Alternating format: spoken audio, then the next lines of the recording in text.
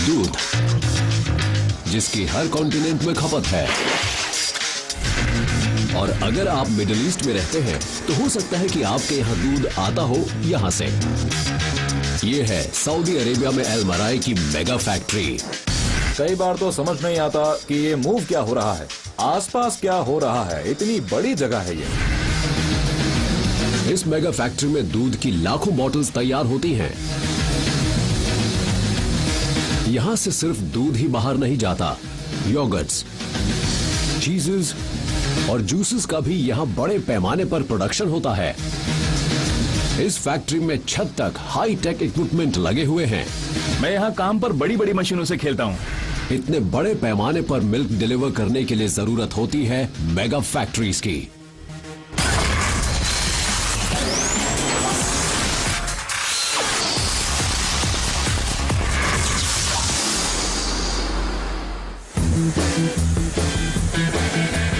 हर साल दुनिया में डेयरी प्रोडक्ट्स की 50 करोड़ टन से ज्यादा खपत होती है।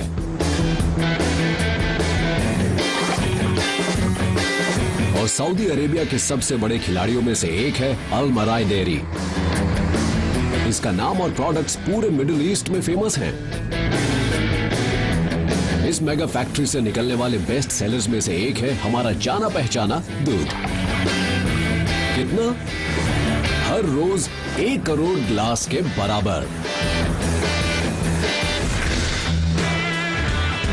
और इसके लिए चाहिए खूब सारी गायें। ठीक ठाक कहें तो 1,35,000। इस बड़े झुंड की हर गाय साल में ऑन एन एवरेज 13,000 लीटर से ज्यादा दूध देती है। होल्स्टीन हॉलैंड की गायें हैं और दूध देने की गजब की क्षमता की वजह से इन्हें दुनिया भर में एक्सपोर्ट किया जाता है। अल मराई में मौजूद ये गायें दूसरी स्पीशीज के मुकाबले ज्यादा दूध देती हैं। हम इन काउ से ज्यादा क्वांटिटी में दूध ले पाएं, इसके लिए हम इन्हें अच्छी तरह रखते हैं। हम इन्हें अपने पेट्स की तरह पाल कर रखते हैं। इन गायों को खूब खिलाया जाता है, काफी पानी पिलाया जाता है और सुकून में रखा जाता है। इस सब की वजह से ये काफी दूध देती हैं। ये मेगा फार्म्स हर रोज 25 लाख लीटर कच्चा दूध उपलब्ध कराते हैं।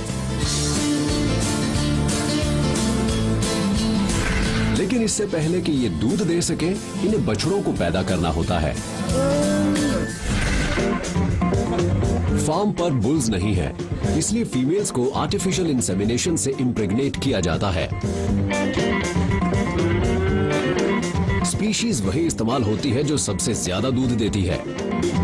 गायों पर बारीकी से नजर रखी जाती है और इंसेमिनेट की गई गायों पर निशान लगा दिया जाता है ताकि 35 दिनों में उनकी प्रेगनेंसी की जांच की जा सके। अलग अलग उम्र की गायों को खास तौर पर तैयार किया चारा खिलाया जाता है जिससे उनका ज्यादा से ज्यादा विकास हो। ये गायें दिन में 4 बार खाती हैं और खाने के समय इतनी सारी गायों को एक साथ खिलाना एक बहुत बड़ा चैलेंज होता है। इस फार्म में मिक्सिंग की 12 बड़ी मशीनें हर रोज 1200 टन चारा तैयार करती हैं। इसमें खूब सारा प्रोटीन और अल्फाल्फा खास तौर पर मिलाया जाता है। एक मिक्सर 600 गायों के एक बार के खाने लायक चारा मिक्स करने में 8 मिनट लेता है।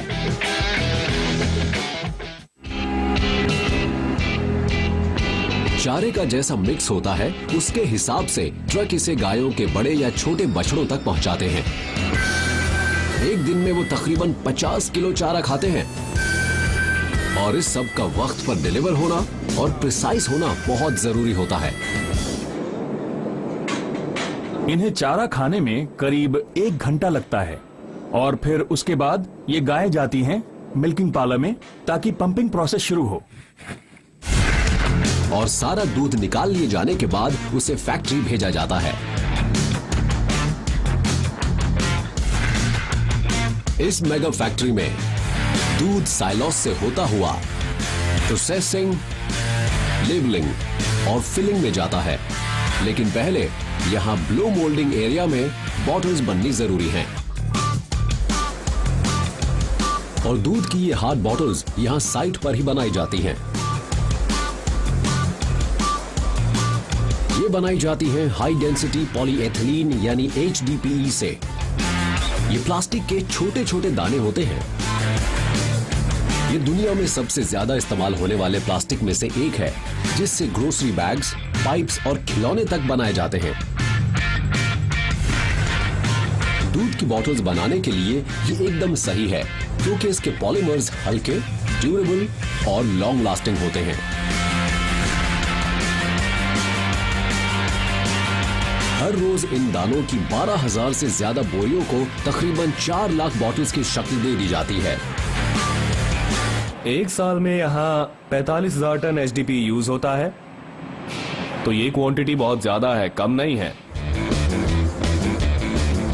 लोडिंग बिन से ये पाइप्स के जरिए सक करके एक ब्लेंडिंग मशीन में पहुंचाए जाते हैं, जो इन पेलेट्स में से 250 किलो तक को रिसाइकल्ड प्लास्टिक के साथ मिक्स करती है। ये सब एक 15 टन की ब्लो मोल्डिंग मशीन में डाला जाता है, जहां प्लास्टिक को तकरीबन 190 डिग्री सेल्सियस पर पिघलाया जाता है। इसके बाद सॉफ्ट प्लास्टिक को मेटल के एक सांचे में ब्लो किया जाता है, जो हर कंटेनर को शेप देता है। हर 8 सेकंड में बॉटल्स की एक नई लाइन कन्वेयर बेल्ट पर पहुंच जाती है। भरे जाने से पहले बॉटल्स पर फालतू लगे प्लास्टिक को काट कर अलग कर दिया जाता है। ट्रिम की गई 3,500 बॉटल्स में से 160 किलो प्लास्टिक निकलता है। प्लास्टिक के ये टुकड़े फिर से पिघलाए जाने के लिए ब्लेंडिंग मशीन में वापस आ जाते हैं। अब ये बॉटल्स सही शेप में आ चुकी हैं, इसलिए अब टाइम है इन्हें परखने का। हर बॉटल को टेस्ट किया जाता है कि कहीं वो लीक तो नहीं कर रही। रबर पैड्स बॉटल का ऊपरी सिरा जकड़ते हैं और हवा को बाहर सक कर लिया जाता है। छेद होने पर एक सेंसर उसे पकड़ता है और मशीन ऑटोमेटिकली रिजेक्ट हुई बॉटल्स को रिसाइकलिंग बिन में डाल देती है। अब जब ये दूध की बॉटल्स तैयार हैं और लाखों कस्टमर्स इंतजार कर रहे हैं, ऐसे में आखिर गाय से दूध बॉटल तक कैसे पहुंचाया जाता है? यहाँ मेगा फार्म पर अब टाइम है दूध निकालने का। एक ऑटोमेटिक सिस्टम इस्तेमाल करके बिजली की तेजी से दूध निकाला जा सकता है। इस पार्लर में एक बार में 300 गायों का दूध निकाला जा सकता है। अब ये जो प्रोसेस है ये दिन में 4 बार होता है और इसमें 6 घंटे लगते हैं।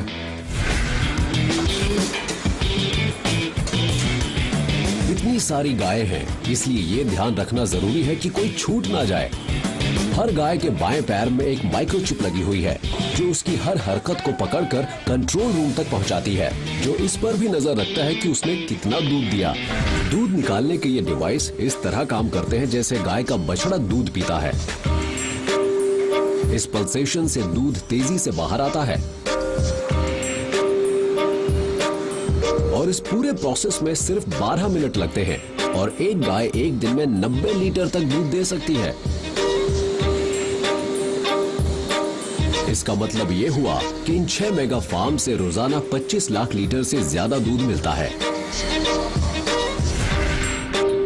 मतलब हर गाय से दूध के तकरीबन 400 ग्लास। दूध निकालने के बाद हर बार थनों पर छिड़काव किया जाता है, जिससे कि कोई बैक्टीरिया इन्फेक्शन ना पैदा कर सके।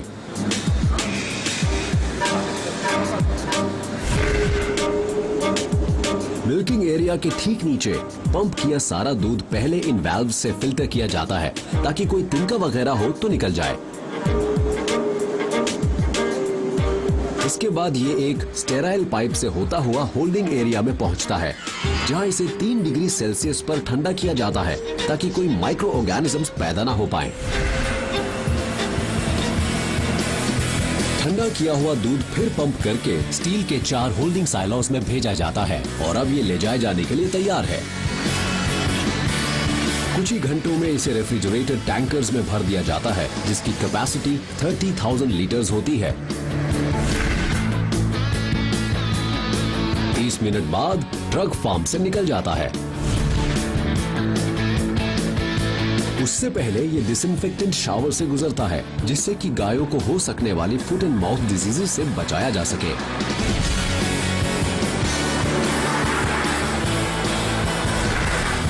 इस 30 मिनट के सफर की मंजिल है 2 प्रोसेसिंग प्लांट्स, जहां पर असली एक्शन शुरू होता है।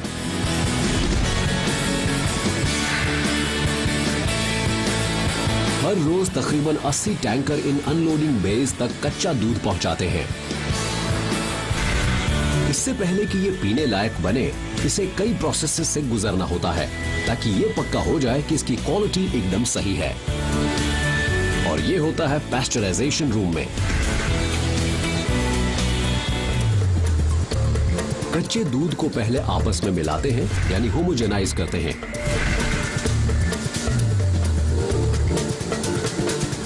इसके लिए दूध गुजरता है पाइप्स, सेंसर्स और टेम्परेचर गेजेस के एक नेटवर्क से, ये पक्का करने के लिए कि दूध की क्वालिटी बढ़िया है और ये सारा एक जैसा है। इसके बाद दूध को पास्चराइज करना होता है। इसे गर्म प्लेट्स के बीच से पाइप के जरिए गुजारा जाता है, जो दूध का टेम्परेचर एकदम से 78 डिग्री तक बढ़ाकर हार्मफुल बैक्टीरिया को मारता है और दूध की लाइफ को बढ़ा देता है। नई बनी बॉटल्स का पहला बैच एक ही लाइन में लगाया जाता है, जो लेबल चिपकाने के लिए तैयार होता है। 20 मीटर लंबी इस कन्वेयर बेल्ट की स्पीड कम ज्यादा होती रहती है, ताकि फिलिंग सेक्शन में ब्लॉकेज होने पर बॉटल्स की स्पीड यहां कम की जा सके।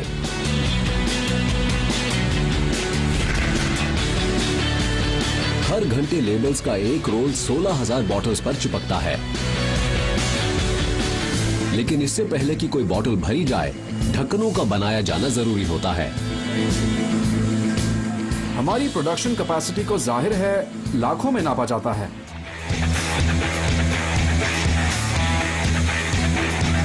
ढक्कन उसी मटेरियल से बनते हैं जिनसे दूध की बॉटल्स बनती हैं। एक बार फिर पहले पैलेट्स एक ब्लेंडिंग मशीन में डाले जाते हैं। लाखों पैलेट्स को डाई के साथ मिलाया जाता है। आज का कलर ब्लू है, फैट वाले दूध के लिए। इस मिक्स को 230 डिग्री सेल्सियस पर गर्म किया जाता है, इससे पहले कि इन्हें मोल्ड कैविटीज में भेजा जाए। हर मशीन में 32 कैविटीज हैं, इसलिए ये 1 घंटे में 17,000 से ज्यादा ढक्कन तैयार कर सकती हैं। जब बॉक्स ढक्कनों से भर जाता है तो उसे फिलिंग एरिया में पहुंचा दिया जाता है, ताकि हर एक बॉटल पर एक ढक्कन लगाया जा सके। ये ढक्कन, दूध और 2 लीटर की बॉटल्स इसके बाद फिलिंग रूम की तरफ बढ़ते हैं। पहली बार ये सब एक साथ एक ही कमरे में है, एक्शन के लिए तैयार।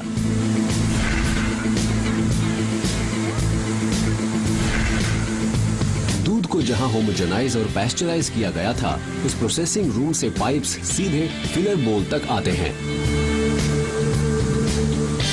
ठंडा ताजा दूध यहां रोक कर रखा जाएगा जब तक बॉटल्स नहीं आ जाती।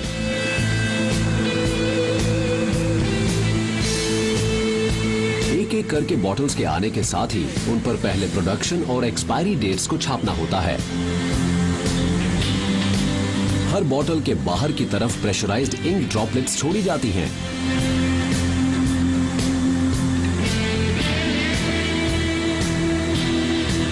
जिससे ये डेट स्टैंप्स बनती हैं। ये मशीन 1 घंटे में 70,000 से ज्यादा बॉटल्स पर डेट प्रिंट करती है।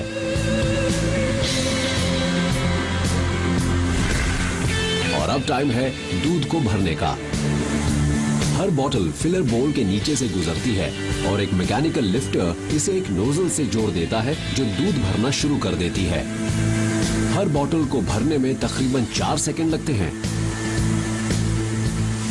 देखिए, इस मिल्क फिलर की कैपेसिटी है 15,000 containers per hour. Bottle filling और सीलिंग पूरी तरह से ऑटोमेटिक है, जो बिना किसी मैनुअल लेबर के ऑपरेट होती है। एक चक्कर में 60 बॉटल्स भरी जाती हैं और उन पर फौरन ढक्कन लगा दिए जाते हैं। बॉटल के ढक्कनों का एक बॉक्स कैप फीडर में खाली किया जाता है, जो उन्हें एक के पीछे एक लगाता जाता है। एक ही बार में कैप शूट उन्हें नीचे उनकी जगह पर गिरा देता है। प्रेशराइज्ड एयर ढक्कन को बॉटल पर दबाती है, जिसके बाद एक स्प्रिंग डिस्पेंसर इसे ऑटोमेटिकली रिम के साथ जोड़ देता है।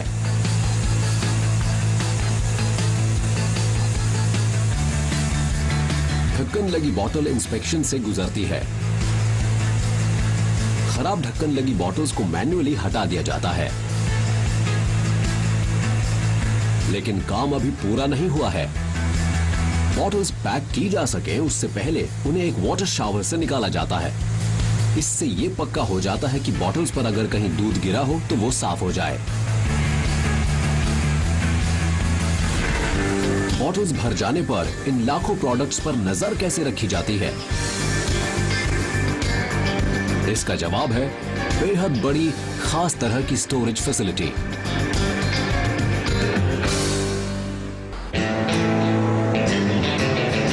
13,000 वर्ग मीटर की इस कोल्ड स्टोरेज फैसिलिटी में हर रोज लाखों प्रोडक्ट्स पहुंचते हैं।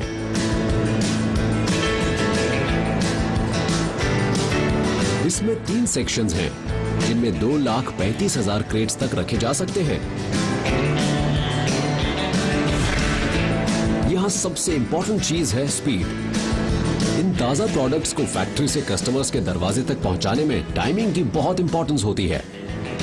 दूध की एक्सपायरी डेट प्रोडक्शन डेट से 4 दिन बाद की होती है, इसीलिए दिन के 24 घंटे दूध को यहाँ डिपो में हम लाकर स्टोर करते हैं।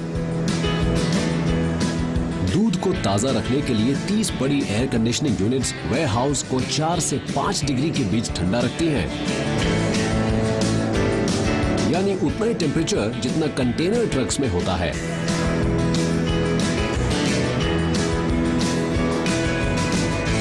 हर रोज 12 मीटर के ये 150 ट्रक पूरे रीजन में मौजूद डेपोज के लिए निकल जाते हैं। लेकिन यहाँ और दर्जनों प्रोडक्ट लाइंस हैं। इनमें से कुछ हैं जूसेस जैसे ऑरेंज, मिक्स्ड बेरी, मैंगो और एप्पल। लेकिन इनकी बॉटलिंग दूसरे प्रोडक्ट से अलग होती है। लेकिन यहां से निकलने वाले हर प्रोडक्ट को रेफ्रिजरेशन की जरूरत नहीं होती। कुछ डेयरी प्रोडक्ट्स को एक और प्रोसेस से गुजरना पड़ता है, जो इन्हें बिना ठंडा किए 6 महीने तक एकदम सही रखता है।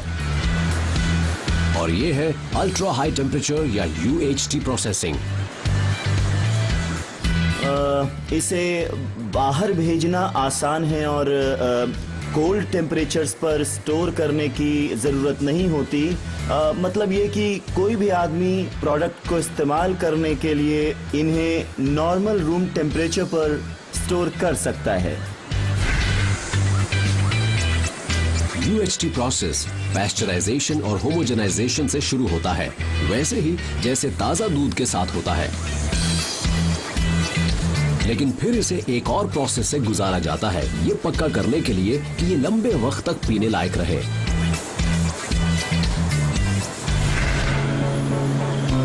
एक मशीन दूध को तेजी से 137 डिग्री पर गर्म करके हर किस्म के बैक्टीरिया को मार देती है।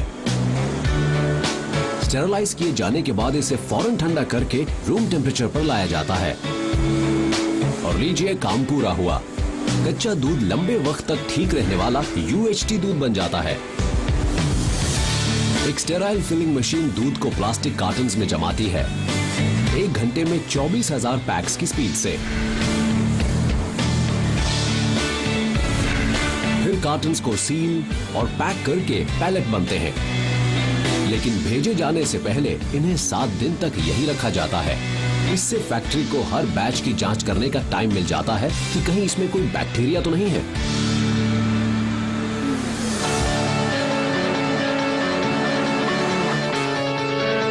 ऑन साइट लैब में टेक्नीशियंस फैक्ट्री से आए सैंपल्स की टेस्टिंग करते हैं। 60 लोगों की टीम सिर्फ UHT दूध की ही नहीं, बल्कि प्रोडक्शन लाइन के हर स्टेज से आए तमाम प्रोडक्ट्स की जांच करती है। ये सब क्वालिटी पर खरे हैं, ये देखने के लिए वो प्रोडक्ट्स के केमिकल और फिजिकल मेकअप की टेस्टिंग करते हैं। हम सैंपल को मिल्क को स्कैन मशीन में डालेंगे। ये मशीन हमें तकरीबन 30 सेकंड में रिजल्ट दे देगी और ये परसेंटेज बताएगी फैट की, नॉन फैट सॉलिड्स की, लैक्टोज और मिल्क के अंदर जो सॉलिड्स हैं उनकी। UHT दूध को मशीन अंदर सक करती है, जहां इसकी बनावट का पता लगाया जा सकता है। ये बैच टेस्ट में पास हुआ।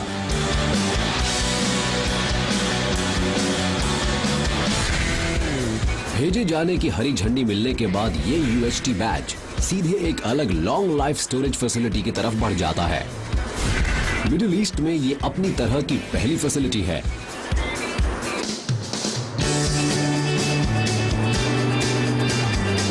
सात 7,700 स्क्वायर मीटर की ये फैसिलिटी 5 स्टैकर क्रेन्स इस्तेमाल करती है, जो 22 मीटर ऊंचे रैक्स पर ऊपर नीचे होती रहती हैं। 3 ऑटोमेटिक ऑपरेटिंग सिस्टम्स क्रेन्स को ये बताते हैं कि आने वाले हर प्रोडक्ट को कहां पर स्टोर किया जाना है और बाहर जाने वाले हर पैलेट को कब जाना है। प्रोडक्ट्स को रखने के 15,000 से ज्यादा अलग अलग होल्डिंग ब्लॉक्स होने की वजह से इस सिस्टम को हर बैच की जानकारी रखनी होती है। एक यूनिक बारकोड पर हर पैलेट की खास जानकारी होती है। पैलेट के आगे बढ़ते हुए ये जानकारी सिस्टम के जरिए ऑटोमेटिकली अपडेट होती रहती है। एक पूरी तरह से डिजिटल रोबोटिक सिस्टम के मायने हैं भूल की कोई गुंजाइश नहीं। किसी पैलेट का 6 डिस्पैच बेज में से एक पर जाना तय करने के बाद ऑटोमेटेड सिस्टम उसे शेल्फ से उठाकर कन्वेयर बेल्ट पर आगे बढ़ा देता है। आगे बढ़ते हुए हर पैलेट को आखिरी बार स्कैन और चेक किया जाता है। इसके बाद ही उसे उसके बे पर भेजा जाता है। हर हफ्ते यहां से 10,000 पैलेट्स रवाना होते हैं। प्रोसेस होने, बॉटल में भरे जाने और टेस्टिंग के बाद दूध स्टोर शेल्फ्स पर जाने के लिए तैयार है। पूरे मिडिल ईस्ट में 65 रीजनल डिपोज होने के चलते अगला चैलेंज है दूध को इसके सफर के आखिरी हिस्से के लिए एकदम ताजा कैसे रखा जाए। फार्म से प्रोसेसिंग प्लांट तक दूध के सफर का आखिरी हिस्सा भी उतना ही इंप्रेसिव होता है जितना कि इसकी शुरुआत। एक डिपो से हर 6 मिनट में एक ट्रक निकलता है। अल्मराई ट्रक्स हर साल 19.3 करोड़ किलोमीटर का सफर तय करते हैं, यानी पृथ्वी की गोलाई को 4800 से ज्यादा बार नापने के बराबर।